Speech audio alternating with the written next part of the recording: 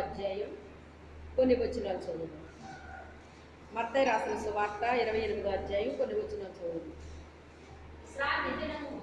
గడిచిపోయిన తరువాత ఆదివారం తెల్లవారుచుండగా మగ్దలేని మరియయు వేరొక మరియయు సమాధిని చూడవచ్చు. ఇదిగో ప్రభువు దూత పరలోకం నుండి దిగివచ్చి రాయి వదిలించి దాని మీద కూర్చుండెను. అప్పుడు మహాభూకంపం కలిగేది. ఆ దూత స్వరూపము మెరుపు వలె ఉండెను. అతని వస్త్రము మిమ్మంత తెల్లగా ఉండెను. అతనికి భయపడటం వలన కావలి వారు వణికి చచ్చిన వారి వలె ఉండేది. దూత ఆ స్త్రీలను చూచి, మీరు భయపడకుడి, శిలువ వేయబడిన యేసును మీరు వెతుకుచున్నారని నాకు తెలియదు. ఆయన ఎక్కడ లేడు, తాను చెప్పినట్లే ఆయన లేచి ఉన్నాడు. రండి, ప్రభువు పండుకున్న స్థలము చూచి త్వరగా వెళ్ళి ఆయన మృతులలో నుండి లేచి ఉన్నాడని ఆయన శిష్యులకు తెలియజేయండి. ఇదిగో ఆయన గలిలయలోనికి మీకు ముందుగా వెళ్ళుచున్నాడు. అక్కడ మీరు ఆయనను చూతురు. ఇదిగో మీతో చెప్పినది. వారు భయముతోనూ మహా ఆనందంతోనూ సమాధి వద్ద నుండి త్వరగా వెళ్ళి ఆయన శిష్యులకు ఆ వర్తమానము తెలుప పరిగెత్తుచుండగా యేసు వారిని ఎదుర్కొని మీకు శుభమని చెప్పారు. వారు ఆయన యొద్దకు వచ్చి ఆయన పాదములు పట్టుకొని ఆయనకు నొక్కగా, యేసు భయపడుకుని, మీరు వెళ్ళి నా సహోదరులు గలిలయకు వెళ్ళవలెనని వారు అక్కడ నన్ను చూతురని వారికి తెలుపుడని వారు వెళ్ళుచుండగా. చాలు ప్రార్థన చేసుకుందాం. ప్రభు నాతో మాట్లాడుతుందని మనం అందరం కూడా ప్రార్థన చేసుకుందాం. స్తోత్రం నాయన, స్తోత్రం తండ్రి, స్తోత్రం ప్రభా, స్తోత్రం నాయన, స్తోత్రం తండ్రి. తండ్రి మీకే వేలాది వందనాలు, స్తోత్రాలు తండ్రి. ఈరోజు నాయన నీవు నాయన సమాధిని గెలిచి తిరిగి లేచిన రోజుగా నాయన మేము నాయన ప్రభా జ్ఞాపకం చేసుకొనొచ్చు తండ్రి. ఈరోజు నాయన నీ పునరుత్థాన వాక్యాన్ని ప్రభా మేము వినాలని ఆశపడుతూ ఉన్నాం తండ్రి. నాయన అయ్యా, ఈ సమయంలో నీ పేరట నిలిచి ఉన్నాం తండ్రి. నీ దీనురాల్ని మరుగుపరిచి మాట్లాడు తండ్రి. నాయన ఈ వాక్యంలో ఉన్న గూఢమైన సంగతి, రహస్యమైన సంగతులు, ఈ రాజ్య మర్మాలని తెలియచెప్పు నాయన. పరిశుద్ధాత్మదేవ నా తండ్రి నూతనమైన శైలిలో నూతనమైన ప్రత్యక్షంతో మాతో మాట్లాడండి ప్రభా. నీ స్వరాన్ని వినిపించు నాయన, నీ ఆత్మకార్యము జరిగించు నాయన. పరిశుద్ధాత్మదేవుడు ఆ కార్యము చేయతండి. మాతో అందరితో మీరు మాట్లాడండి నాయన. ఈ మైక్ శబ్దం ఎంత దూరం వినిపిస్తుంది, అంతకు మించిన దూరము ఈ దివ్య వాక్యం బయలు వెళ్ళి అందరినీ దర్శించి స్పర్శించి నీ పరిశుద్ధాత్మ కార్యాలు బలముగా జరిగించు నాయన. యూట్యూబ్ ద్వారా చూస్తున్న బిడ్డల ద్వారా వారితో కూడా మీరు మాట్లాడండి ప్రభా. నాయన వారి జీవితాల్లో, కుటుంబాల్లో మీరు కార్యములు చేయండి ప్రభా. వారి గ్రామాల్లో, పట్టణాల్లో, జిల్లాల్లో, రాష్ట్రాల్లో, దేశాల్లో నీ రక్షణ కార్యాలు, ఆశ్చర్య కార్యాలు, అద్భుతాలు, మహత్కార్యాలు, ఘనకార్యాలు, స్వస్థత కార్యాలు జరిగించి నీ నామానికి మహిమ తెచ్చుకోతండి నాయన. ఇప్పుడు వచ్చిన మమ్మల్ని అందరిని బట్టి వందనాలు, స్తోత్రాలు చెల్లించుకుంటూ యేసు అతి పరిశుద్ధ నామములను వేడుకుంటున్నాం తండ్రి. ఆమేన్. హల్లెలూయా. ఈరోజు ఏమి రోజు అండి? ప్రభువారు తిరిగి లేచిన రోజు. ఈరోజు పునరుత్థాన దినము అని మనము చెప్పుకుంటూ ఉంటాం. అయితే శుక్రవారము సిలువ వేయబడిన రోజుగా మనం విన్నాము. ఈరోజు ఆయన తిరిగి లేచిన రోజుగా మనం వినబోతూ ఉన్నాం. చూడండి, అనేక మంది స్త్రీలు ఆయన్ని వెంబడించినప్పుడు, ఆయన సిలువ మోసుకుంటూ వెళ్తున్న సమయంలో అనేక మంది స్త్రీలు వెంబడించి మరి ఏడుస్తూ ఉంటుండగా ప్రభు వెనక్కి తిరిగి ఏమన్నారు? యెరూషలేము కుమార్తెలారా, నా కొరకు ఏడవకండి, మీ కొరకు, మీ పిల్లల కొరకు ఏడవండి అని చెప్పేసి ఆయన చెప్పటం జరిగింది. అయితే ఆ స్త్రీలు అయినప్పటికైనా వాళ్ళు వెనక్కి వెళ్ళలేదు, కానీ ప్రభువుని సిలువలో వెంబడించారండి. అయితే మనం విన్నాము, అనేక మంది దేవుని యొద్దకి రకరకాలుగా వస్తారని మనం విన్నామండి. అద్భుతాల కోసం, ఆశ్చర్య కార్యాల కోసం, స్వస్థతల కోసం, దెయ్యాలు పోగొట్టుకోవటం కోసం, మరి అనేకమైన కార్యాలు దేవుని దగ్గర పొందుకోవడం కోసం అనేక మంది ఆయన దగ్గరికి వస్తారని మనం విన్నామండి. కానీ చివరి వరకు వెంబడించేది మరి కొద్దిమంది వెంబడిస్తారండి. ఎక్కడి వరకు వెంబడించారు వారు? సిలువ వరకు వెంబడించారండి. సిలువ వరకు వెంబడించారు. అయితే చాలా తక్కువ మంది సిలువను వెంబడిస్తారండి. చాలా తక్కువ మంది సిలువను వెంబడిస్తారు. సిలువ మార్గము అంటే ఏం మార్గం? శ్రమల మార్గం అండి. అందరూ సంతోషంగా ఆనందంగా ఉండాలని కోరుకుంటారు, కానీ కోరుకునే శ్రమల్లోకి వెళ్ళడానికి ఎవరైనా ఇష్టపడతారా? ఇష్టపడరు. మనం చెప్పుకున్నాం, విన్నాం. క్రీస్తు కొరకు మరి శ్రమలు కూడా మనకి ఉంటాయని విన్నామండి. ఆ శ్రమలు ఎవరమైతే ఇష్టపూర్వకంగా మనము వినడానికి, అనుభవించడానికి ఇష్టపడుతూ ఉన్నామో వారు ఎప్పటికీ ప్రభువుని విడిచిపెట్టరండి. ఎప్పటికీ శ్రమలు కానీ, కష్టాలు కానీ, ఇరుకులు కానీ, ఇబ్బందులు కానీ, వ్యాధులు కానీ, రోగాలు కానీ ఏదైనప్పటికైనా కూడా ప్రభువుని విడిచిపెట్టరు. ఇప్పుడు ఇక్కడ కొంతమందిని స్త్రీలను మనం చూసినప్పుడు మరి ఆయన వెనక్కి తిరిగి చెప్పినా కానీ ఆయన విడిచిపెట్టి వాళ్ళు వెళ్ళలేదండి.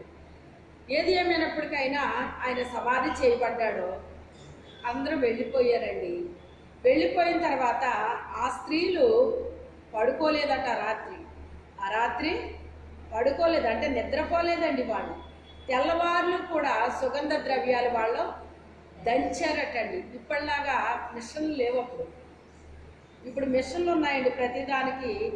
మనకి ఇంట్లో స్త్రీలకైతే అసలు మిక్సీ లేని ఇల్లు ఉందండి చెప్పండి. ఈ రోజుని కొనుక్కునే సొమ్ము ఉన్నా లేకపోయినా ఇన్స్టాల్మెంట్ మీద ఈజీగా మనకి ఎంత కడితేస్తారండి మీరు? ఒక వాయిదా, 2 వాయిదాలా?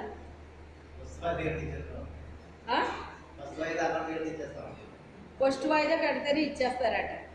అంటే ఇంకా తర్వాత ఆయనకి పూర్తి చేయడానికి వాళ్ళకి చాలా టైం పట్టవచ్చు. కానీ వాళ్ళు మాత్రం ఏం చేస్తున్నారు, కొంత కట్టి వెంటనే ఆ వస్తువులు వాళ్ళు స్వాధీనం చేసుకుని వాడేసుకుంటున్నారన్నమాట. ఆ తర్వాత ఇంకా ఈయన పరిస్థితిని బట్టి, ఇంకా వాళ్ళ పరిస్థితిని బట్టి ఇంకా ఆధారపడి ఉంటారన్నమాట. కొంతమంది త్వరగా కట్టొచ్చు, కొంతమంది లేటుగా కట్టొచ్చు, కొంతమంది మొత్తానికి ఎగ్గొట్టే అలాంటి వాళ్ళు కూడా ఉంటారు. ఏది ఏమైనప్పటికైనా వాళ్ళు దంచుతున్నారటండి. ఆ రాత్రి అంతా కూడా దంచుతున్నారు. నిద్ర లేదండి వాళ్ళకి, నిద్ర లేదు. నిద్రపోకుండా ఆ రాత్రి తెల్లవారులు కూడా దంచారటండి. వాళ్ళకి ఆశ ఏంటంటే ఆయన 3వ దినాన్ని తిరిగి లేస్తానన్నారో ఆయన తప్పకుండా లేస్తాడు. ఆయన భూమి మీద ఉన్నప్పుడు ఆయన చెప్పిన ప్రతి ఒక్కటి కూడా నెరవేర్చబడింది. ఆయన కుంటివారికి కాళ్ళు ఇచ్చాడాయన, గుడ్డివారికి చూపునిచ్చాడాయన, మోగవారికి మాటలు ఇచ్చాడాయన, పక్షవాయువు కలిగిన వాళ్ళని బాగు చేశాడు, చనిపోయిన వాళ్ళు బ్రతికించాడు. అసలు ఆయన చేసిన కార్యాలు ఇప్పటికి ఎవ్వరూ కూడా చెయ్యలేదు. ఈయన నిజముగా దేవుని కుమారుడని వాళ్ళు ఏం చేశారు, మనస్ఫూర్తిగా అంగీకరించారండి. ఆయన్ని దేవుని కుమారుడు అని అంగీకరించారండి. ఎందరూ తను అంగీకరించారో వాళ్ళందరికీ ఆయన పిల్లలయ్యే అధికారాన్ని దేవుడు ఇచ్చేశాడు. అంగీకరించడమే కాదు, కానీ ఆయన్ని ఎక్కడ పడితే అక్కడ ఆయన్ని వెంబడించడం ప్రారంభించారు. అయితే అద్భుతాలు జరిగిన చోటే కాదు, ఆశ్చర్యకార్యాలు జరిగిన చోటే కాదు, సిలువని కూడా వాళ్ళు ఏం చేశారు, వెంబడించారు. అక్కడితో కూడా సరిపెట్టుకోలేదు. ఆ రాత్రంతా సుగంధ ద్రవ్యాలు వాళ్ళు సిద్ధపరిచారండి. ఎందుకు అంటే ఆయన తిరిగి లేస్తానన్నారు. 99% తిరిగి లేస్తానని చెప్పాడు. ఆయన తిరిగి లేస్తాడు. ఒకవేళ తిరిగి లేవకపోతే ఏం చెయ్యాలి, ఈ సుగంధ ద్రవ్యాలు ఆయనకి పూయాలి అనుకున్నారటండి. ఎందుకు పూయాలి? ఆయన యొక్క బాడీ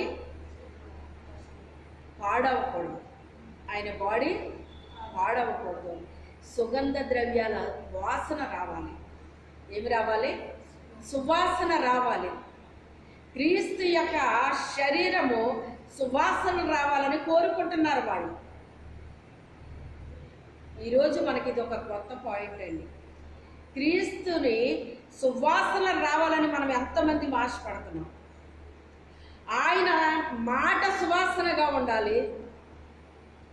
ఆయన గురించి సాక్ష్యం ఇస్తే సువాసన రావాలి. ఆయన గురించి మనం గొప్పగా మనము చెప్పుకోవాలి. ఆయన సువాసనలు వెదజల్లాలండి. ఆయన సువాసనలు వెదజల్లాలి. ఆ రీతిగా వాళ్ళు ఆత్మీయంగా, శారీరకంగా కూడా సిద్ధపడ్డారు. వాళ్ళు ఎలాగా? ఆత్మీయంగా సిద్ధపడితే శరీర సిద్ధపాటు ఉండదు, కొంతమంది శరీరానుసారంగా సిద్ధపడతారా, ఆత్మీయ సిద్ధపాటు ఉండదు. కానీ వీళ్ళంతా రెండు రకాలుగా కూడా సిద్ధపడిపోయారండి వాళ్ళు. అయితే అటు లేకపోతే ఇటు ఏదో ఒకటి జరుగుద్ది అని చెప్పి వాళ్ళ పడిన శ్రమ ప్రయాస అది వృధా అవ్వలేదండి, అది వృధా అవ్వలేదు. వెళ్ళిపోయారు. వెళ్ళిపోతే అక్కడికి వెళ్ళేసరికి అక్కడ ఒక దేవదూత కనబడుతుంది వాళ్ళకి. ఆ బండ మీద కూర్చున్న ఒక దేవదూత కనిపిస్తుంది. ఆయన రూపం ఎలా ఉందట, మెరుపు వలె ఉందండి. మెరుపు ఎంత ప్రకాశమానంగా ఉంటుందండి. నేను చూశాను ఒకసారి మెరుపు మెరవడం అనేటువంటిది, చాలా దగ్గరగా చూశానండి. నేను పిడుగు పడడం కూడా చూశాను. మనం అలా మెరుపుని చూడండి, మీరు వర్షాలు వచ్చేయడం మెరుపులు మెరుస్తాయి, అసలు ఒక్కసారి తళుక్కుమని అది అలా మెరుస్తుంది, చాలా వెలుగు ఉంటుంది అన్నమాట అండి. అది ఏమవుతుందో తెలుసా, మన కళ్ళు కూడా చీకటైపోతాయి. అలాగే మనం చూస్తే కాసేపు కళ్ళు చీకటైపోయి అసలు మనకి కనబడుతుందో లేదన్నట్టు అయిపోతాయి మన కళ్ళు ఒక్కొక్కసారి. అంత వెలుగు ఉంటుందండి మెరుగు. ఆ మెరుపు వెలుగుతూ ఉందటండి ఆ దూత. వీళ్ళు వెతకదామని వెళ్ళారు, కానీ ఆ దూతను చూసి ఏం చేశారు, వాళ్ళు భయపడి వెనక్కి వచ్చేస్తున్నారు. అప్పుడు రండి రండి, మీరు ఎవరిని వెతకడానికి వచ్చారో నాకు తెలుసు. మీరు ఎవరిని వెతకడానికి వచ్చారు, సిలువ వేయబడిన యేసుని వెతకడానికి వచ్చారు. యేసుని కాదట, అద్భుతాలు చేసే యేసుని కాదు, ఆశ్చర్య కార్యాలు చేసే యేసుని కాదు, స్వస్థతలు చేసే యేసుని కాదు మీరు వెతకడానికి వచ్చింది, సిలువ వేయబడిన యేసుని మీరు వెతకడానికి వచ్చారు. రండి, ఆయన పండుకున్న స్థలాన్ని మీకు చూపిస్తాను అని చెప్పి వాళ్ళని తీసుకెళ్ళి ఆ స్థలాన్ని చూపించినప్పుడు ఆయన లేడు, ఆయన లేచి ఉన్నాడు. ఆయన ఇక్కడ లేడు, ఆయన తిరిగి లేచాడు. ఆయన ఈ విషయాన్ని ఆయన శిష్యులకి మీరు చెప్పండి. చూడండి, ఆ స్త్రీలు ఎక్కువగా ఆయనతో ఉన్నారా, శిష్యులు ఎక్కువ ఆయనతో ఉన్నారా? మరి ఎవరు వెళ్ళాలి ముందు అక్కడికి? ఓ పాస్టర్ గారు చాలా తెలివిగా చెప్పాడండి ఈ వాక్యాన్ని. ఓ పాస్టర్ గారు చాలా సంవత్సరాలప్పుడు ఆ స్త్రీలకి విశ్వాసం లేదు, వాళ్ళకే అవిశ్వాసం ఉంది, అందుకే ఆయన్ని సమాధిలో వెతకడానికి వెళ్ళారు. శిష్యులకి విశ్వాసం ఉంది కనుక సమాధిలో వెతకడానికి వెళ్ళలేదు అని చెప్పారండి. చెప్పారు. ఎందుకో పరిశుద్ధాత్ముడు నా మనసులో అది కరెక్ట్ కాదు అని పెట్టాడండి. నా మనసులో ఆయన చెప్పింది కరెక్ట్ కాదని నాకు మనసులో అనిపించింది. మరి ఏది కరెక్టు అనేటువంటిది అప్పటికి నాకు ఇంకా తెలియదు. ఎందుకంటే దైవజనుడు కదా, మరి ఆయన చెప్తున్నారు కదా. కానీ పరిశుద్ధాత్ముడు ఏమంటున్నాడు, అది కరెక్ట్ కాదు అని. అయితే కరెక్ట్ ఏంటి అనేటువంటిది చాలా తర్వాత నాకే ఆయన తెలియపరిచాడు అనమాట. ఆ స్త్రీలు అవిశ్వాసంతో వెళ్ళలేదు, కానీ విశ్వాసంతోనే వెళ్ళారటండి. విశ్వాసంతోనే ఆయన తిరిగి లేచి ఉంటే సంతోషమే, ఒకవేళ తిరిగి లేవకపోయినా ఆయన బాడీ దుర్వాసన రాకుండా సువాసనలు వచ్చేటట్టుగా ఈ యొక్క సుగంధ ద్రవ్యాలు మనము పోద్దాము అని ఆ రాత్రంతా కష్టపడి వాళ్ళు దంచి పట్టుకుని వెళ్ళారు. వాళ్ళ ప్రయాసని, వాళ్ళ కష్టాన్ని అంత గమనించిన మరి ఆ దూత ఏమని చెప్పాడు, మీరు సిలువ వేయబడిన యేసుని వెతకటానికి వచ్చారు అని నాకు తెలుసు, రండి, ఆయన ఇక్కడ లేడు, ఆయన తిరిగి లేచాడు. మరి ఆయన గలిలయకి వెళ్తానని ముందుగానే చెప్పాడు కదా, గలిలయకి వెళ్ళాడు ఆయన అని చెప్పింది ఆ దూత. అలాగా అని వాళ్ళు చాలా సంతోషంతో ఆ మాట అందరికీ చెప్దామని సంతోషంతో వచ్చేస్తున్నారటండి. వచ్చేస్తుంటే వాళ్ళకి ఎవరు ఎదురుపడ్డారు? ఎవరు ఎదురుపడ్డారు? మొదటి యేసయ్య ఎదురుపడ్డాడు. ఎవరు? ఎప్పుడైతే ఆయన్ని మనం వెతుకుతామో వెతికే వారికే ఆయన ఎదురొస్తాడండి. వెతికే వారికి ఎదురొస్తాడు.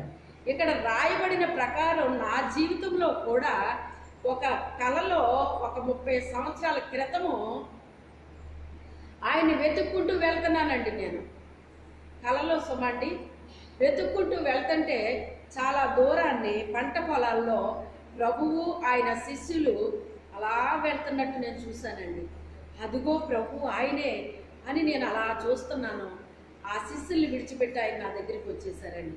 బాబోయ్, ఈయనేంటి నా దగ్గరికి వస్తున్నారేంటి, ఈ నా దగ్గరికి వస్తున్నారేంటని నేను ఏం చేశానంటే నేను వెనక్కి తిరిగేశాను భయంతో. వెనక్కి తిరిగినప్పుడు ఆయన నా వెనకాలే మా ఇంటికి వచ్చేసారు. వచ్చేసినప్పుడు ఆయన అలా చూస్తున్నాను. నేను చూస్తుంటే ఆయన యొక్క శరీరం ఉందండి, అసలు దేనితో పోల్చాలో కూడా నాకు తెలియట్లేదు. అంత సుందర దేహం అన్నమాట అండి. అసలు పసిపిల్ల దేహం కూడా కాదది. అది దేనికి పోల్చాలో కూడా నాకు తెలియట్లేదు. అందుకే ఈ పాటలు రాసే వాళ్ళు కూడా అతి సుందరుడా అతి మనోహరుడా అని ఉపయోగించడానికి గల కారణం ఏంటంటే ప్రభువుని చూసిన వారే ఆ మీనింగ్స్ వాడగలుగుతారండి. అంతే అండి, చూడని వారు చెప్పలేరు ఆ మాట. చూసిన నేనే ఆయన్ని దేనితో పోల్చాలో ఎలా వర్ణించాలో కూడా నాకు అర్థం అవ్వట్లేదు. అప్పుడు చూశానండి నేను ఆయన శరీరాన్ని. అసలు ఎంత సౌందర్యంగా ఆయన ఉన్నారంటే అంత సౌందర్యంగా ఉన్నారు. ఆయన దేహం అయితే ఇంకా నేను పోల్చడానికి భూమి మీద ఏది కూడా నాకు రావట్లేదు, నాకు తెలియట్లేదు. అంత సౌందర్యంగా ఆయన ఉన్నారన్నమాట అండి. చెప్పాలి అంటే పసిపిల్లల దేహమే చాలా స్మూత్గా మృదువుగా ఉంటుందండి. ఆ పసిపిల్లల దేహం కంటే ఇంకా బాగుందండి ఆయన యొక్క శరీరం. ఆ రీతిగా చూడండి, వెతకడానికి వెళ్ళిన ఆయన ఏం చేశారు, నా వెనకాల వచ్చారు. నాకు ఎదురు రావడమే కాదు, నా వెనకాల వచ్చారు.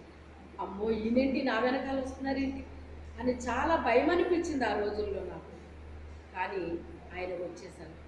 ఆ టైంలోనే నేను బహు బలముగా నేను ఉపయోగపడింది. ఎక్కువగా నేను ఉపవాసాలు చేసింది ఆ టైమేనండి. ఆ టైంలోనే ప్రభువుని నేను కలుసుకున్నానండి. ఆయన తల మీద చిన్ని మేకులండి, అంటే అవి ఎలా చెప్పొచ్చు అంటే గుండు సూదులు అంటారు కదా, ఆ గుండు సూదు కంటే ఇంకా సన్నగా చిన్నగా ఉన్నాయండి ఆ మేకులు.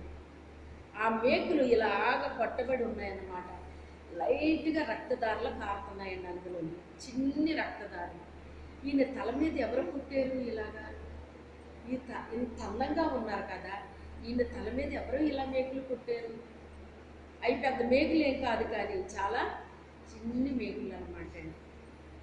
దాన్ని బట్టి మీకేమర్థమయ్యింది? మన చిన్ని చిన్ని తలంపులు కూడా ఆయనకి తలం మీద ఏం చేస్తున్నాయి, గాయాలు చేస్తాయండి. మనం అనుకుంటాం పెద్ద పెద్ద ఏదో తలంపులు వస్తేనే మనకి గాయమవుతుందేమో దేవుడికి. మరి అది చెప్పేసి ఆయన రాస్తున్నాడు కదా, హెబ్రీయులకు రాస్తున్నాడు కదా పౌలు గారు, మీరు మళ్ళా ఆయన సిలివేసినట్టుగా అయిపోతున్నారు మీరు అని అన్నారా లేదా? అలాగే కొన్ని తలంపులు మనకి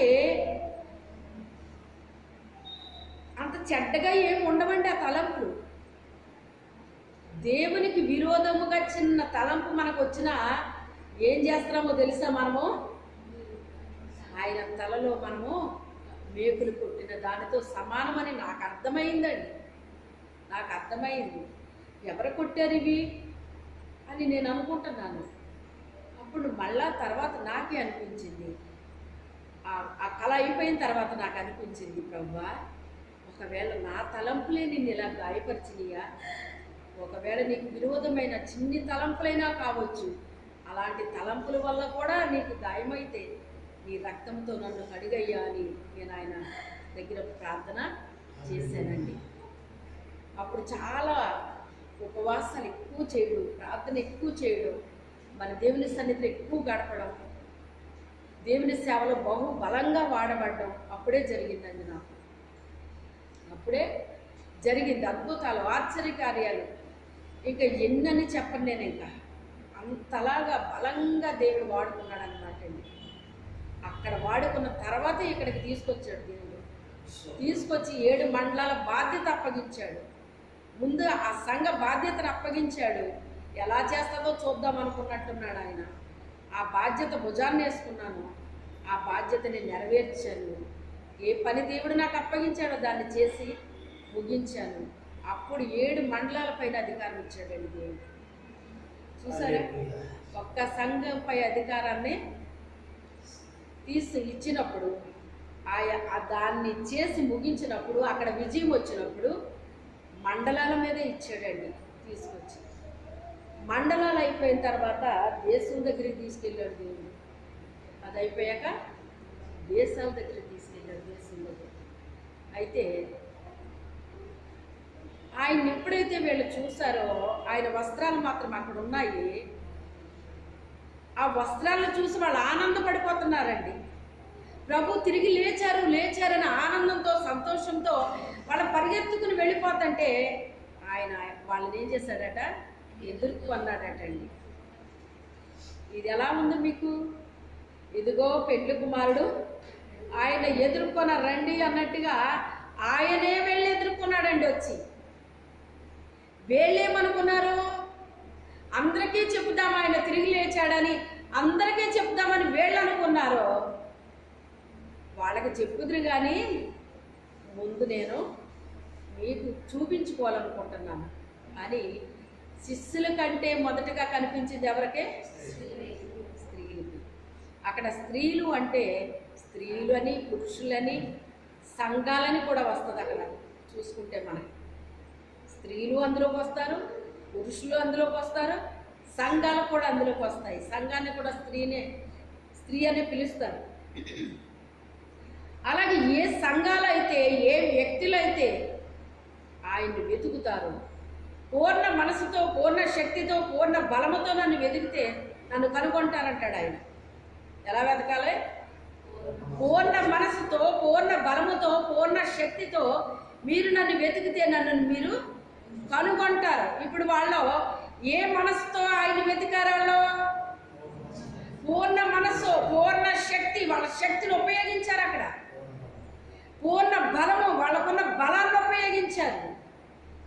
మనకున్న ప్రతి దాన్ని కూడా దేనికి ఉపయోగించాలి? దేవుని కొరకు ఉపయోగించాలి. మనకి బలం ఉంటే కుల బలం ఉండొచ్చు, ధన బలం ఉండొచ్చు, లేకపోతే శరీర బలం ఉండొచ్చు, గ్రామ బలం ఉండొచ్చు, ఇలాగా చెప్పుకుంటూ పోతే చాలా రకాల బలాలు ఉంటాయండి. ఆ బలాన్ని దేనికి ఉపయోగించాలి? క్రీస్తు కొరకు ఉపయోగించాలి. దేని కొరకు ఉపయోగించాలి? క్రీస్తు కొరకు ఉపయోగించాలండి. క్రీస్తు కొరకు ఉపయోగించాలి. వాళ్ళకున్న బలాన్ని ఎవరి కొరకు ఉపయోగించారు వీళ్ళు? ఆ రాత్రి నిద్రపోయారా? త్యాగం చేసినట్టే కదా రాత్రి నిద్రనే. కొన్నిసార్లు నిద్రని త్యాగం చేయాలి అని చెప్తూ ఉంటాను. కొన్నిసార్లు భోజనాన్ని త్యాగం చేయాల్సి ఉంటుందని చెప్పాను. కొన్నిసార్లు మనం ధనాన్ని త్యాగం చేయాల్సి ఉంటుంది అన్నాను. కొన్నిసార్లు మనకున్న వస్త్రాలను చేయాల్సి ఉంటుంది, కొన్నిసార్లు ఆహారాన్ని, కొన్నిసార్లు సమయాన్ని. అక్కడ సమయాన్ని బట్టి, సందర్భాన్ని బట్టి కొన్ని త్యాగాలు మనం చేయాల్సి ఉంటుందండి. ఏ సమయంలో ఏ త్యాగం మనం చేస్తామో ప్రతిదీ కూడా మన పేరట రాయబడిపోతుంది. అది మనుషులు చూడొచ్చు, చూడకపోవచ్చు. మనుషులు చూసేలాగా చేస్తే అది వేషధారితనము అని చెప్తున్నాను. 10 మంది నన్ను చూడాలి, 10 మంది నా కోసం చెప్పుకోవాలి అని మనం కోరుకుంటున్నాము అంటే అది వేషధారులు చేసే పని. మనల్ని ఎవరో చూడక్కర్లేదు, మనం ఎవరికి చెప్పుకోని అవసరం లేదు. మన ప్రభు కోసం మనము చేసేదాన్ని అదే పూర్ణ మనసు అంటారు. ఏమంటారు? పూర్ణ మనసుతో, పూర్ణ శక్తితో, పూర్ణ బలముతో ఆరాధించడం కూడా అలాగా ఆరాధించాలి. రాత్రి ఈ కల వచ్చింది నాకు. ఒక పెద్ద మీటింగులో ఉన్నాను. ప్రభువుని ఆరాధించే వాళ్ళు మీలో చాలా తక్కువ మంది ఉంటారని చెప్తున్నాను. ఆరాధించడం అంటే నోటితో కాదు, ఆత్మతో, సత్యముతో ఆరాధించాలి. ఆరాధించేవారు చాలామంది ఉన్నారు ఆ కాలంలో. కేవలము దావీదే ఎందుకు పేరుకొచ్చాడు? దావీదు మాత్రమే ఎందుకు పేరుకొచ్చాడు?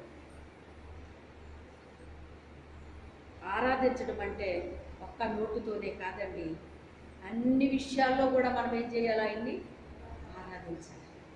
ఆత్మతోనూ సత్యముతోనూ పూర్ణ మనసుతో, పూర్ణ బలముతో, పూర్ణ శక్తితో ఆయన ఆరాధించాలి. అన్నిటితో ఆరాధించాలి. ఆరాధన అంటే మనం ఒక పాట పాడితేనే మనం ఆరాధన అనుకుంటున్నామండి. ఒక్క పాటే కాదండి, ఒక్క పాటే కాదు. అయితే ఆయన్ని పూర్ణ మనసుతో, పూర్ణ బలముతో, పూర్ణ శక్తితో ఆయన ఏం చేయాలట? వెతకాలటండి. నన్ను వెతికే వాళ్ళు అలా వెతికితే అప్పుడు నన్ను కనుగొంటారు అని చెప్పాడు ఆయన. ఇప్పుడు ఎవరు కనుగొన్నారు చెప్పండి? వాళ్ళ ఆశతో వెళ్ళారు ఆయన దగ్గరికి. ఆయన వస్త్రాలు మాత్రం చూడగలిగారు. పోన్లే వస్త్రాలైనా చూసాము, ఆయన లేచాడనే విషయం మనకు తెలిసింది కదా, ఈ మాత్రం చాలు అంటే తృప్తి పడుతున్నారు వాళ్ళు. అంటే కొంచెం జరిగినా కూడా వాళ్ళు ఏమైపోయారు? తృప్తి పడిపోతున్నారండి. ఆయన లేచాడన్న విషయం తెలిసింది, అంతే చాలు మనకి అని తృప్తితో, వాళ్ళు సంతోషంతో, ఆనందంతో ఇది 10 మందికి తెలియపరచాలి ఆయన లేచాడనే సంగతి. ఆయన ఇంకా సమాధిలో ఉన్నాడనుకుంటున్నారు అందరూనే. లేదు ఆయన లేచాడని మనం చెప్పుదామని వాళ్ళు ఎప్పుడైతే వస్తున్నారో ఆయన ఎదురు వెళ్ళాడండి. వాళ్ళకి ఎదురు వెళ్ళి మరి ఆయనకి సాష్టాంగ పడబోయారట. నేను ఇంకా తండ్రి దగ్గరికి వెళ్ళలేదు, వద్దు నన్ను తాకొద్దు అన్నాడు ఆయన. వద్దు నన్ను తాకొద్దు, నేను ఇంకా తండ్రి దగ్గరికి వెళ్ళలేదు అని చెప్పినప్పుడు ఆయన అంటాడు కదా, ఇదిగో వెళ్ళి నా శిష్యులకి మీరు చెప్పండి. మొదటి సువార్త ప్రకటించే భాగ్యం ఎవరికి ఇచ్చాడట? స్త్రీలకు ఇచ్చాడట. మొదటి వారు కడపటి వారు, కడపటి వారు మొదటి వారు. దేవుడికి ఎప్పుడు కూడా స్త్రీ అని పురుషుడని లింగవాదం దేవుడికి లేదు, సాతానుడు కల్పించాడండి ఇది. అందుకే ఇప్పటికీ కొంతమంది సేవకులు స్త్రీ బోధించడానికి వీల్లేదనే మాట్లాడుతున్నారు, ఇప్పటికీ మాట్లాడుతున్నారు. అది సాతానుడు కలిగించిన అపోహ మాత్రమే కానీ అది నిజము కాదది. ఆ అధికారాన్ని ఇచ్చాడు దేవుడు వాళ్ళకి. ఎందుకని? వాళ్ళు ఆయన తిరిగి లేస్తాడనే మాటను వాళ్ళు మర్చిపోలేదు, అలా గుర్తుపెట్టుకుని కూర్చోలేదు. వాళ్ళు సుగంధ ద్రవ్యాలు సిద్ధపరిచారు, వాళ్ళు కష్టపడ్డారు, ప్రయాసపడ్డారు, శ్రమ పడ్డారు, నిద్ర మానేసుకున్నారు, తిండి మానేసుకున్నారు. ప్రభువునందు మీ ప్రయాస వ్యర్థము కాదు. ప్రభువు కోసం మనం పడితే ప్రయాస అది ఎన్నటికీ వ్యర్థం అవదండి. దేనికోసమో ప్రయాస పడితే దానివల్ల ప్రయోజనం ఉండొచ్చు, ఉండకపోవచ్చు, మనం చెప్పలేం. కానీ ప్రభువు కోసం మనం ప్రయాస పడితేనంట ఎప్పటికీ మనం దాన్ని పోగొట్టుకోమండి. దానివల్ల మనము దాని ఫలాన్ని పొందుకుంటామండి, దాని ఫలాన్ని పొందుకుంటాం. కానీ ఆయన ఎప్పుడు కూడా మనల్ని విడిచిపెట్టాడండి. ఆయన విడిచిపెట్టే దేవుడు కాదు, మర్చిపోయే దేవుడు అంతకంటే కాదు ఆయన. ఒకవేళ మనిషి మర్చిపోవచ్చు కానీ దేవుడు మనల్ని మర్చిపోడండి. మనం చేసిన ప్రతి దానికి కూడా ఆయన ఏం చేస్తాడంటే ప్రతిఫలాన్ని ఇచ్చేస్తాడండి.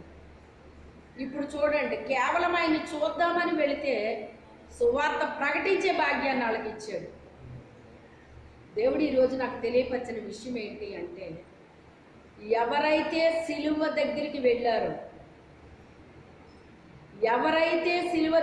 వెళ్ళారో, సిలువ మార్గంలోకి వెళ్ళారో వాళ్ళంట ఆ పునరుత్థాన శక్తిని, బలాన్ని పొందుకుని ఆ యొక్క పునరుత్థాన వార్తని చాటించే భాగ్యం వాళ్ళు పొందుకుంటారటండి. అందరికీ కాదండి. ఆ సిలువ మార్గంలో వెళ్ళాలి, ఆ సిలువ వేయబడిన యేసుని వెతకాలి, ఆ సిలువ శ్రమలు ఉంటాయే, ఆయన పునరుత్థాన శక్తిని, బలాన్ని ఎరుగు నిమిత్తము ఆయన శ్రమలలో నేను పాలివాడనయ్యాను అంటున్నారు. ఎవరో? పౌలు గారు. నాకు కలిగి ఉన్న సమస్తాన్ని నేను పెంటగా ఎంచుకున్నాను. నేను పెంటతో సమానముగా దాన్ని నేను చూశాను. దానికి నా హృదయంలో స్థానం ఇవ్వలేదు. దాన్ని పెంటతో సమానముగా నేను చూశాను అంటున్నాను. ఎందుకు చూశానంటే ఆయన పునరుత్థాన బలము ఎరుగు నిమిత్తము, శక్తిని ఎరుగు నిమిత్తము ఆయన శ్రమలలో నేను పాలివాడనయ్యాను. శిష్యులందరికంటే బలముగా సువార్త ప్రకటించింది ఎవరు? ఆయనే.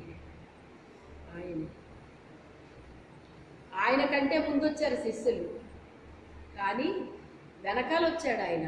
అయినప్పటికైనా ఆ పునరుత్థాన సువార్తను ప్రకటించే భాగ్యము ఆయనకు దొరికినప్పుడు దాన్ని విడిచిపెట్టలేదు. దేవుని కొరకు బహుగా ప్రయాసపడ్డాడండి. ఆయనకు ప్రయాస పడాల్సిన అవసరం ఆయనకు లేదు, అయినప్పటికైనా పడ్డాడండి. తనకు కలిగి ఉన్న సమస్తాన్ని పెంటగా ఎంచుకున్నాడటండి. అప్పుడు ఆయన సువార్తను ఆయన ప్రకటించాడు. ఈరోజు దేవుడు, పరిశుద్ధాత్మ దేవుడు నాకు విడుదల చేసింది. ఎవరైతే క్రీస్తు కొరకు శ్రమలు అనుభవిస్తున్నారో వారికి పునరుత్థాన సువార్తను ప్రకటించే భాగ్యాన్ని, అంటే శిష్యులకే ప్రకటించే భాగ్యాన్ని ఇచ్చాడటండి. వాళ్ళకి, ఎవరికే? శిష్యులకు ప్రకటించడం అంటే అది ఏమైనా చిన్న విషయమా అండి? చెప్పండి. ఎన్నో మన్నో కానీ ఒక విషయం జ్ఞాపకం వచ్చింది నాకు. 2022లో కాశ్మీర్ వెళ్ళినప్పుడు అక్కడ కాశ్మీర్ పాస్టర్ గారికి, జమ్మూ నుంచి వచ్చిన పాస్టర్ గారికి ఇద్దరికీ కూడా దేవుని గురించి చెప్పే అవకాశాలు దేవుడు నాకు ఇచ్చాడు. వాళ్ళ సేవకులండి. వాళ్ళ కింద ఇంకా అసిస్టెంట్ సేవకులు చాలామంది ఉన్నారు వాళ్ళకి, కానీ వాళ్ళకే చెప్పే భాగ్యాన్ని నాకు ఇచ్చాడు. చూసారా? మరి అతని అధికారులు కాదా వాళ్ళు? వాళ్ళ కింద ఇంకా జనం ఉన్నారా అంటే మరి వీళ్ళ అధికారులు కాదా? దేవుడు నాకు ఇచ్చిన వాగ్దానాలండి అవన్నీ కూడా. జనములకు ప్రవక్తగా నిన్ను చేసేసాను. అయితే ఆయన నా జీవితంలో నాకు చెప్పిన ప్రతీది నా జీవితంలో నెరవేరుస్తున్నాడండి. ఆయన నెరవేరుస్తున్నాడు. శిష్యులకే సువార్త చెప్పే భాగ్యాన్ని వాళ్ళకి ఇచ్చాడట దేవుడు. అయితే శిష్యులు వాళ్ళ మాట విన్నారా? అసలే మీరు స్త్రీలు, మళ్ళీ మీరు వచ్చి మాకు చెప్తారా? వెళ్ళండి అమ్మా, వెళ్ళండి, ఎవరన్నా వినోళ్ళు ఉంటే వాళ్ళకి చెప్పండి వెళ్ళి అన్నారంట. అప్పుడు ప్రభు ఏం చేశారో తెలుసా? వాళ్ళ హృదయ కాఠిన్యాన్ని బట్టి వాళ్ళని ఏం చేశాడట? గద్దించాడటండి. స్త్రీలు చెప్తే మీరు వినరా? స్త్రీలు చెప్తే మీరు నమ్మరా? ఎందుకు మీ హృదయాలు ఎంత కఠినం చేసుకున్నారు? నేను తిరిగి లేచాననే వార్త వాళ్ళు మీకు చెప్పినప్పుడు మీరు ఎందుకు నమ్మలేదు అని వాళ్ళని ఏం చేశాడట? ఆయన గద్దించాడు. స్త్రీలు గద్దించాడా? వాళ్ళని బట్టి సంతోషించాడా? శిష్యులు రావాలి మొదట నా దగ్గరికి, మీరు వచ్చారేంటి అని ఏమైనా గద్దించాడా? వాళ్ళనే గద్దించడండి. ఆయన్ని మనం ఎంత ప్రేమిస్తామో ఆయన ప్రేమను కూడా మనం పొందుకుంటామండి. అన్నిటికంటే మిక్కిలిగా ఎవరిని ప్రేమించాలి? మనం ప్రభువుని ప్రేమించాలి. ఎప్పుడైతే ఆయనకి మన హృదయాన్ని అర్పించేసామో, మన హృదయమే గొప్ప కానుకండి. దేవుడికి ఇచ్చే కానుకల్లో ప్రధానమైన కానుక ఏంటి? మన హృదయమే ఆయనకి ప్రధానమైన కానుక, శ్రేష్టమైన కానుక. ఆ కానుకగా మన హృదయాన్ని అర్పించి ఆ హృదయంలో ఆయన కూర్చోబెట్టుకోవాలి. నా హృదయాన్ని అర్పించానని చెప్పి వాళ్ళని కూర్చోబెట్టుకుని వీళ్ళని కూర్చోబెట్టుకుని ఎవరెవరినో మన హృదయంలో కూర్చోబెట్టుకుంటే ఇక ఆయనకి ఇచ్చిన కానుక ఎలా ఉంది? పేరుకి మాత్రం ఇచ్చినట్టుంది, కానీ ఆ కానుక హృదయంలో కూర్చోబెట్టుకుంటున్నారా? హృదయంలో స్థానం ఇస్తున్నారా? ప్రథమ స్థానాన్ని ఇచ్చుకోవాలండి ఆయనకి. మనం ప్రథమ స్థానాన్ని ఇస్తే మనకే ప్రథమ స్థానాన్నే ఇస్తాడు ఆయన. మనం ఆయనకి ఏ స్థానం ఇస్తే ఆ స్థానమే ఇస్తాడు మనకేనా ఆయన.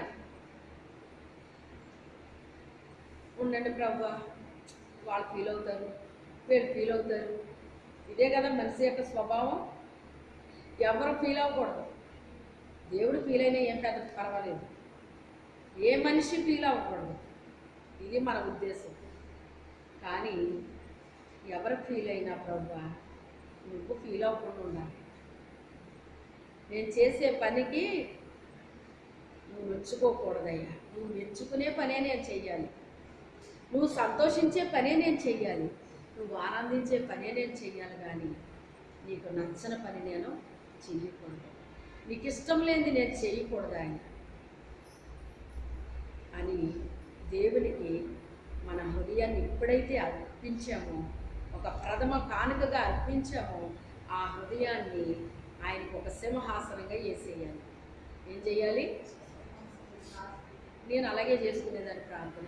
ప్రభా, నా హృదయమే నీకు సింహాసనము, నా హృదయంలోకి వచ్చి కూర్చో. నేనే నా హృదయమే నీకు ఒక కానుకగా అర్పిస్తున్నాను, నా హృదయం అనే సింహాసనం మీద మీరు కూర్చోండి అని చాలా సంవత్సరాల క్రితం అలాగే నేను ప్రార్థన చేసుకునేదాన్ని. అది ఒకళ్ళకి చూపించాడు దేవుడు. అసలు ఆ చైరు ఎంత బాగుంది అంటే, చాలా విలువైన చైరు ఆయనకు వేసి ఉన్నది అని చెప్పారు. చూసాను, చేసిన ప్రార్థనకి అక్కడ జవాబు కూడా మరొకరికి చూపించాడు దేవుడు. అది ఏంటమ్మా, ఏం చైర్ అంటావో ఏంటంటావు అదంటే, అది మీరు చూసినప్పుడు మీకే తెలుస్తుంది. అసలు చాలా విలువైన చైర్ అది. అదే మన హృదయం అనే సింహాసనం. మన హృదయం అనే, అసలు మనం ఇచ్చే కానుక కంటే ఏ కానుక విలువైంది? మన హృదయం అనే కానుక చాలా విలువైందండి. ఆ హృదయాన్ని ఆయనకి అర్పించేస్తే ఇంకా దానికి మించిన కానుక ఏముంటుంది? ఇంకా అసలు హృదయాన్ని అర్పించిన తర్వాత ఇంకేదైనా మనం చేయగలుగుతామండి. ఆయన కోసం ఏదైనా అర్పించగలుగుతామండి. ఇక దేనికి మనం వెనక్కి తీయమన్నమాట. వాళ్ళకి, ఆ శిష్యులకి కూడా ఆ సువార్త ప్రకటించే భాగ్యాన్ని వాళ్ళకి ఇచ్చాడండి. అంటే శిలువ మార్గంలో ఎవరైతే వెళ్ళడానికి ఇష్టపడ్డారో, ఆ శిలువ శ్రమలో, కష్టాలో, బాధలో అనుభవించడానికి ఇష్టపడ్డారో వాళ్ళకి పునరుత్థాన సువార్తని ప్రకటించే భాగ్యాన్ని దేవుడిస్తాడని తెలియపరిచాడు ఈరోజు నాకు. హల్లెలూయా. అందరికీ కాదండి, ఆ శిలువ శ్రమలో, ఆ శిలువ బాధలో, ఆ కష్టాలు, ఆ ఉమ్మి వేయించుకోవడాలు, ఆ పిడుగుద్దులు తింటాలు, కొరడా దెబ్బలు, అవమానాలు, నిందలు, ఇవన్నీ ఎవరైతే అనుభవించడానికి ఇష్టపడ్డారో వాళ్ళకి ఏమిస్తాడట ఆయన పునరుత్థాన శక్తిని, బలాన్ని ప్రకటించే భాగ్యాన్ని వాళ్ళకి ఇస్తాడటండి. అది అందరికీ ఇవ్వడట, వాళ్ళ మాత్రమే అది ప్రకటిస్తారటండి.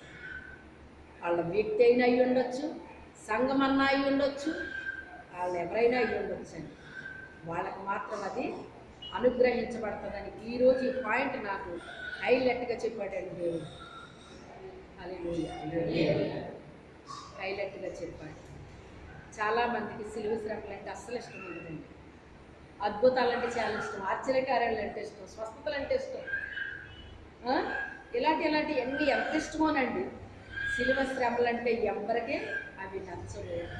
అవి మనకు నచ్చినవి అంటే, అందులోంచి మనం వెళ్ళడానికి ఇష్టపడ్డాము అంటే తప్పకుండా ఆయన పునరుత్థాన శక్తి బలాన్ని గురించి మనం ఏం చేస్తాం? ప్రకటించే భాగ్యాన్ని దేవుడు మనకి ఇచ్చేస్తాడండి. ఆ పునరుత్థాన సువార్తను ప్రకటించే భాగ్యాన్ని ఇస్తాడండి. ఆ పునరుత్థాన శక్తిని ఇస్తాడండి, మనకు బలాన్ని ఇస్తాడండి, మహిమనిస్తాడండి. పునరుత్థానంలో ఆయన ఎలా లేచాడు? మహిమతో లేచాడు. సిలువలోకి వెళ్ళినప్పుడు ఎలా వెళ్ళాడు? ఆయన ఒక గొర్రె పిల్లలాగా వెళ్ళాడండి. బొచ్చు కత్తిరించు అని ఎదుట గొర్రె పిల్ల ఎలాగ మౌనంగా ఉంటుందో, ఆ రీతిగా అన్యాయపు తీర్పు చెప్పినా కూడా అలా మౌనంగా ఉండిపోయాడు. నీ పక్షాన్ని మాట్లాడడానికి ఎవరు లేరా అని అడిగితే ఏమీ మాట్లాడలేదు ఆయన. అదే సిలువ శ్రమ అంటేనండి. మౌనంగా ఉండాల్సి వస్తుంది. మన గూర్చి అన్యాయపు తీర్పులు తీరుస్తూ ఉంటారండి. అయినా తలంచుకుని నిలబడాల్సిన పరిస్థితి వస్తుందండి. అదే సిలువ శ్రమ, అదే సిలువ శ్రమ. అందరూ మనల్నే తప్పు అనుకుంటారు, అవతల వాళ్ళనే కరెక్ట్ అనుకుంటారండి. మనము నిజము అనుకున్నా కూడా మనము నిజంగా వాళ్ళకి కనపడము. మనది నిజము కాదని ప్రూఫ్ చేసేస్తారండి. అక్కడ నిజానికి ఆధారాలు ఉండవండి, అబద్ధానికి చాలా ఉంటాయండి. దొంగోడు చూడండి ఎన్ని పెట్టుకుంటాడు, నిజమైన వాడు పెట్టుకుంటాడండి అన్నీని. ఎక్కడైనా చూడండి మీరు, నిజంగా జీవించేవాడు ఎక్కడన్నా ప్రూఫ్లు పెట్టుకుంటాడండి. అబద్ధపు జీవితాలు జీవించే వాళ్ళు ఎక్కడికక్కడ ప్రూఫ్లు పెట్టుకుంటారండి. మొన్న ఒక సాక్ష్యం విన్నాను అనమాట. సాక్ష్యం అంటే అసలు ఎన్ని సంవత్సరాల నుంచో భయంకరమైన దొంగ అంటండి అతను. కొన్ని సంవత్సరాలు అంటే ఇంచుమించుగా ఒక 35 సంవత్సరాలు కాబట్టి అన్ని సంవత్సరాల నుంచి దొంగోడంట, కానీ ఎక్కడా దొరకలేదంటండి అతను. కానీ మొత్తం మీద హైదరాబాద్లో పట్టుకున్నారంట. అంటే దొరికాడా లేదా? ఎంత కవర్ చేసుకున్నా ఏం చేసుకున్నా ఎప్పుడొకప్పుడు మొత్తం ఎక్కడెక్కడ దొంగతనాలు చేశాడో అవన్నీ చెప్పాడు అనమాట. ఆ ఊరోళ్ళు ఏమని చెప్తున్నారంట తెలుసా? ఏమో అతని సంగతి మాకు తెలియదండి, మా ఊరికి మాత్రం చాలా మేలు చేసాడండి. అంటే అక్కడ దొంగతనం చేస్తున్నాడు, ఇలా పంచి పెడుతున్నాడు. అది ఎలాగయ్యింది? అది అతను కష్టపడి సంపాదించి పంచి పెట్టాలి అది. అంతే తప్ప అక్కడ దొంగతనం చేసి ఇక్కడ పంచి పెడితే అది అది కరెక్ట్ ఎలాగవుతుంది? గవర్నమెంట్కి అది కరెక్ట్ కాకపోతే పరలోకమందున్న తండ్రికి ఇంక కరెక్ట్ ఎలాగవుతుంది? నువ్వు కష్టపడిన కష్టార్జితాన్ని ఏం చేయాలి? అది పంచిపెట్టాలి నువ్వు. మా ఊరికి చాలా చేసేసాడండి. మరి మీ దృష్టిలో అతని సంగతి ఏంటో మాకు తెలియదు, కానీ మాకందరికి మాత్రం దేవుళ్ళు అడ్డాడండి అతను అంటుందంటే ఆ ఊరంతానే. ఎందుకంటే ఆ ఊరంతా రోడ్లు వేయించాడండి. పేదోడు అన్న వాళ్ళు లేకుండా చేసేసాడండి.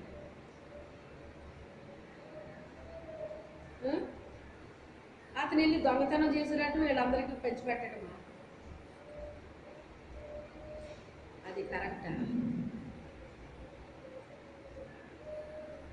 దేవుని దృష్టిలో కూడా మనము కరెక్ట్గా ఉన్నామో లేదో దేవునికి ఒక కొలత ఉంటుందండి, ఒక త్రాసు ఉంటుందండి. ఆయన త్రాసులో పెట్టి మనల్ని తోస్తాడండి.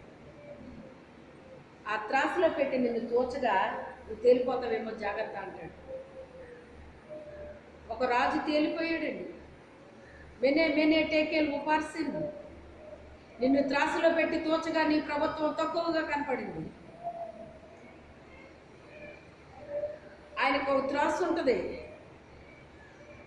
మనం కరెక్ట్ అనిపించవచ్చు, కానీ ఆయన త్రాసులో మనల్ని తోస్తాడో అప్పుడు కరెక్ట్గా సరిపోవాలండి. ఆయన త్రాసులో మనం తోగాలి, మన త్రాసుల్లో మనం తోగడం కాదు, ఆయన త్రాసులో మనం తోగాలండి. మనం చేసిన క్రియలు ఆ త్రాసులో పెడతారటండి. మనం చేసిన క్రియలు ఆ త్రాసులో పెడతారట, అవి తోస్తారటండి. అయితే ఎవరైతే ఈ సిలువ మార్గాన్ని వెంబడిస్తారో, సిలువ వేసిన యేసుని వెతుకుతారో, వెంబడిస్తారో, ఆ సిలువ శ్రమలు అనుభవించడానికి ఇష్టపడతారో, ఆ బాధలు, ఆ కష్టాలు, అవమానాలు, నిందలు, ఎగతాళీలు, హేళనలు అన్నీ కూడా అనుభవించడానికి ఇష్టపడతారో వాళ్ళకి దేవుడిచ్చేది ఏంటంటేనంట ఆయన పునరుత్థాన శక్తిని, బలాన్ని వాళ్ళకి ఇచ్చి సువార్తను ప్రకటించే భాగ్యాన్ని దేవుడిస్తాడటండి వాళ్ళకి. ఆ సువార్త ఎలా ఉంటుందంటేనంట మహిమకరంగా ఉంటుందటండి. ఆయన సిలువలోకి వెళ్ళినప్పుడు గొర్రె పిల్లలా ఉన్నాడు. పునరుత్థాన బలముతో శక్తితో లేచినప్పుడు ఎలా లేచాడు? ఆయన యోధా గోత్రపు సింహంలా లేచాడటండి. ఎలా లేచాడు? యోధా గోత్రపు సింహంలా లేచి ఏం చేశాడట? పాతాళానికి రాజుగా ఉన్నాడే, అతని చేతిలో నుంచి తాళాల గుర్తు తీసుకున్నాడటండి. ఏం చేశాడు? ఈ లోక అధికారిని నేను, ఈ లోకమంతా నాదే, నాకు సాగిలపడు, నాకు నమస్కారం చెయ్యి, ఇదంతా నీకు ఇచ్చేస్తాను, ఈ లోకమయమంతా నాదే, చూసావు ఎంత బాగుందో, ఇదంతా నాదే, నా కాళ్ళకి నువ్వేం చెయ్యాలి? సాగిలపడు అని చెప్పాడు. నీ ప్రభు అయిన దేవునికి నువ్వు బ్రొక్కాలని నీకు తెలియదా అని అడిగాడు ఆయన. అయితే ఏ అధికారాన్ని సాతానుడు తీసుకున్నాడో ఆది మానవుడి చేతిలో నుంచి ఆ అధికారాన్ని ఆయన ఏం చేశాడు? తిరిగి లేచినప్పుడు ఆ అధికారాన్ని తీసుకున్నాడండి సాతాను చేతిలో. భూమి మీదను పరలోకములోను సాతాను శక్తుల పైన అధికారాన్ని పొందుకున్నాడు. దేవుని యొక్క కుడిపార్శ్వాన కూర్చున్నాడు అని ఉంటుందండి. అప్పటి వరకు అధికారం లేదండి ఆయనకి. దేవుని కుమారుడే కానీ అధికారం లేదు. శిలువ యాగము చేసిన తర్వాత, ఆయన తిరిగి లేచిన తర్వాత అప్పుడు ఆయన ఏం పొందుకున్నాడో? అధికారాన్ని పొందుకున్నాడు. మన జీవితాల్లో కూడా ఈ శిలువ శ్రమలు అనేటువంటి ఎవరమైతే అనుభవిస్తామో, అనుభవించడానికి ఇష్టపడతామో వాళ్ళకి మాత్రమే ఆయన పునరుత్థాన శక్తి బలముతో నింపి మహిమకరమైన సేవను మనకి ఇస్తాడటండి. మన సేవ ఎలా ఉంటుందట? మహిమకరంగా ఉంటుందట. అంతకు ముందు సిలువలో శ్రమలు అనుభవించామే గొర్రెపిల్లలాగా, ఆ గొర్రెపిల్లలాగా ఉండమంటండి. ఇంకా ఎలా ఉంటాం మరి? సింహ పిల్లలాగా అయిపోతాం. ఏమైపోతాం మరి? గొర్రెపిల్లకి సింహ పిల్లకి తేడా లేదా? తేడా ఉందా లేదా? యోధా గోత్రపు సింహము ఆయన అయినప్పుడు మనము ఆయన పిల్లలం అవుతాము. ఆయన అధికారాన్ని మనకి కూడా ఆయన ఏం చేస్తాడు? ఇస్తాడండి. మహిమకరమైన సేవ ఇస్తాడట, మహిమకరమైన సువార్తను ఇస్తాడట. ఇదే పునరుత్థాన యొక్క మహిమ అండి. ఆయన పునరుత్థానంలో ఉండేటువంటి